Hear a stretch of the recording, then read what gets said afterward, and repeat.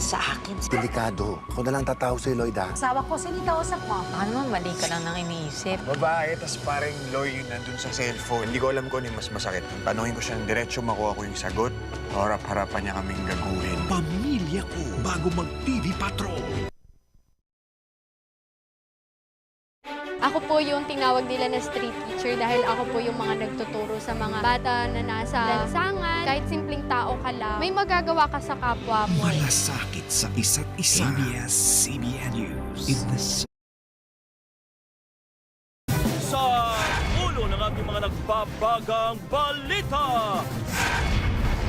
Minimum ng pasahe sa jeep, pinatataas sa 12 piso sa ikapitong linggong may oil price hike. Patay sa Cebu landslide, umabot na sa 56. Sa poll sa CCTV, tricycle na hit and run ng kotse, 5 sugatan. AFP kinumpirma ang pakikipagsabwatan ng ilang grupo para patasikin si Pangulong Duterte.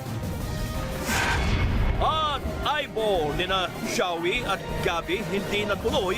Reunion movie, may pag-asa pa ba?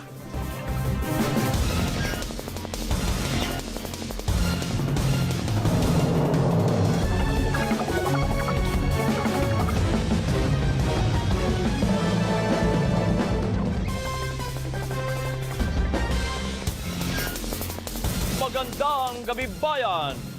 Hinihiling ngayon ng mga transport group na gawing 12 piso ang minimum na pasahe sa jeep.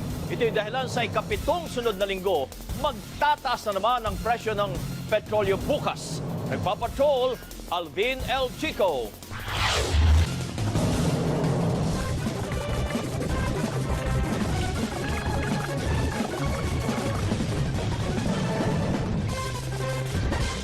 Magandang hapon, Northern Luzon. Habang magpapasko, paiting naman daw ng PNP ang